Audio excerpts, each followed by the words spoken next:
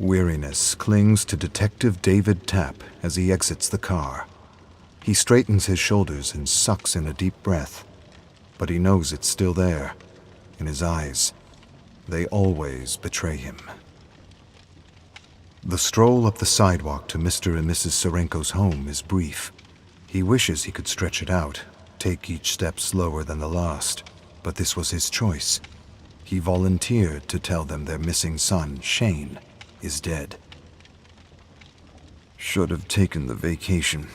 Could be on the beach frying up slabs of meat. What the hell was I thinking? He was so close to getting on that plane. At the airport, waiting to board, his wife's hand reaches out, locks her fingers around his, squeezes tight. He squeezes back without thinking. In his other hand is the coroner's report on the Jigsaw killer's latest victim.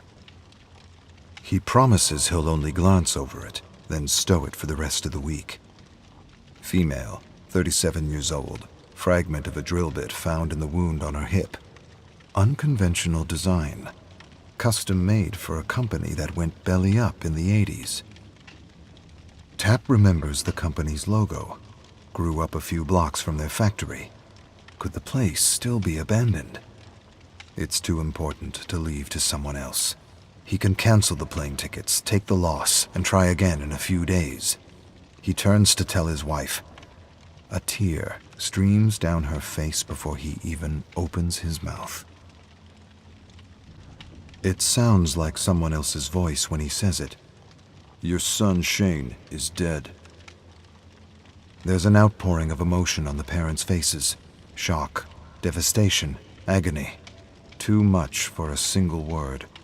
It's as if they're cycling through trauma with each second, pouring it from their bodies in howls and cries. Tapp stands and waits, tries to ignore the discomfort, reminds himself that what they're going through is far worse. He's a spectator, torn between offering condolences and leaving them to their grief. Either choice lacks sincerity. All these years and he still doesn't know what to do. No one ever does. The father screams, and it reminds him of Shane. It brings him back to where it started, as memories from hours past take over. He remembers it clearly. He arrives at the factory. It's abandoned. He snoops around, checking for signs of forced entry. 20 minutes pass. No footprints, broken windows, or snapped fences. A nagging doubt starts from the back of his mind and pushes forward. Left your wife behind to trounce around an empty lot in some old-as-shit building? This is one hell of a vacation. There's an apology forming somewhere, but it sounds no different than the past few. Still, better put something together before he heads home. She's had hours to talk to her mom, and that woman will fan the flames just to watch him choke on the smoke.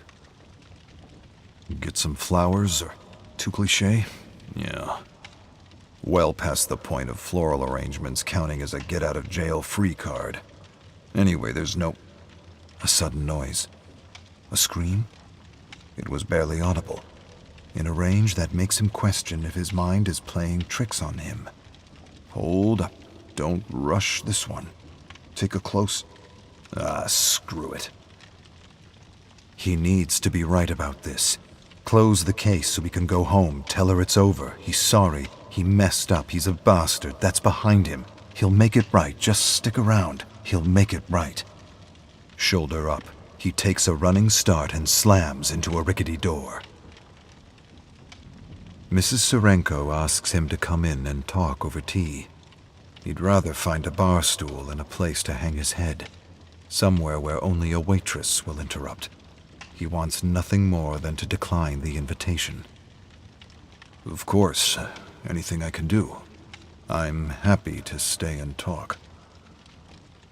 He settles onto a dusty couch, letting his tea go cold on the side table, chai spice.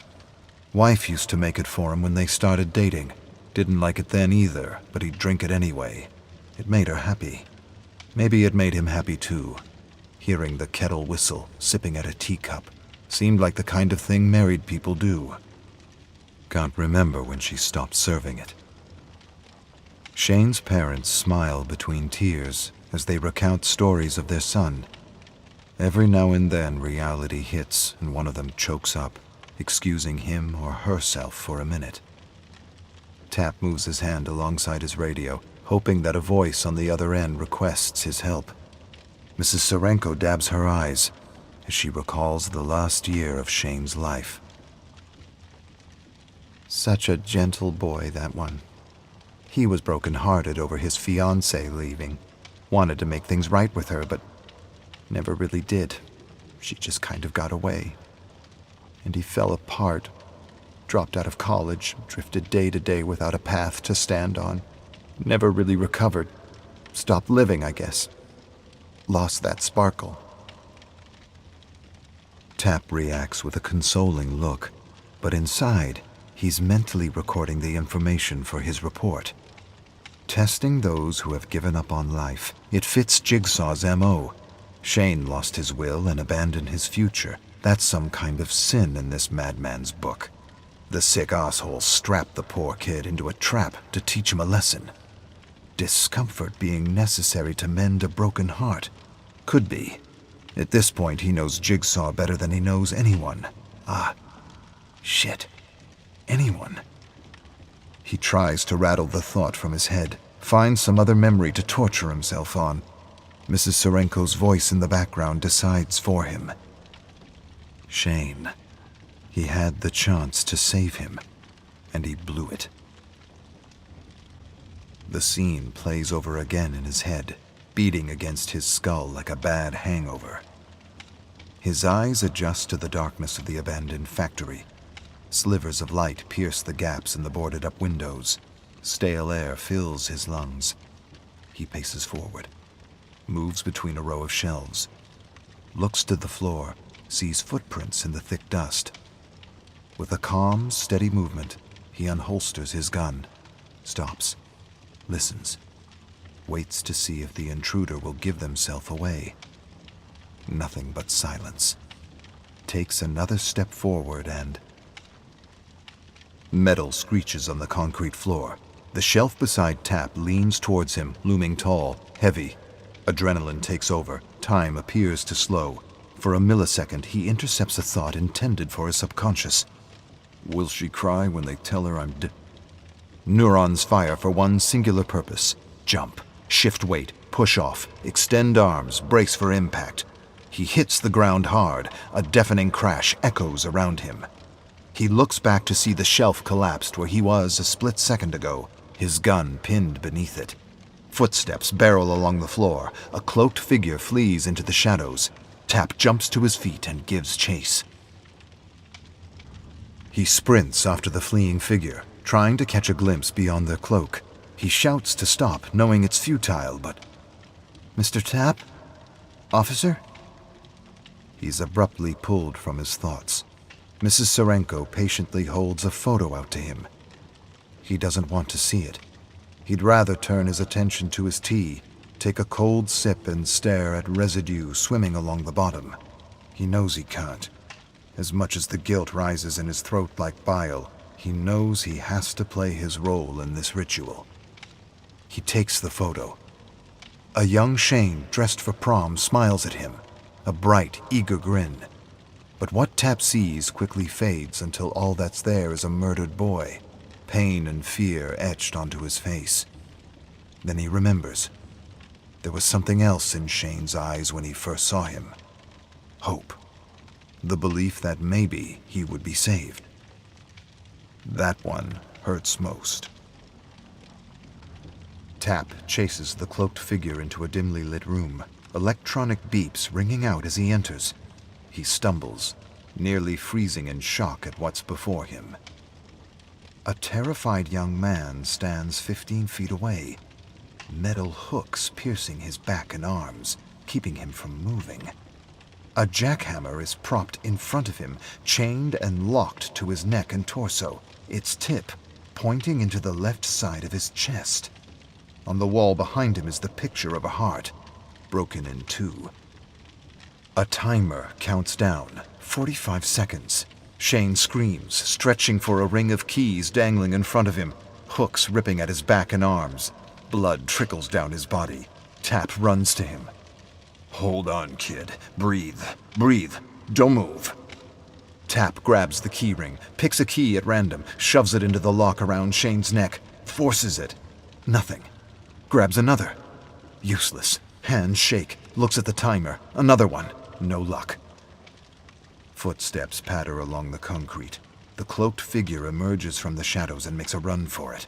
There's still time to catch them. Shane screams, his hurried breath making his words incoherent. Tap looks back to him. "Damn, hold still. Almost got you." Another key that won't work. Or was that the one he tried before? That can't be right. Which?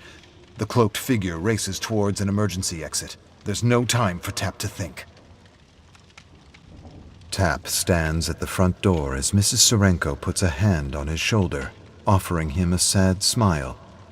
She thanks him for being with Shane in his final moments, for providing what comfort and support he could. "I know that made a difference for him. Shane never did well with being alone." Tap's mouth dries out, heart drops into his stomach. He tries to form a word, but only clears his throat.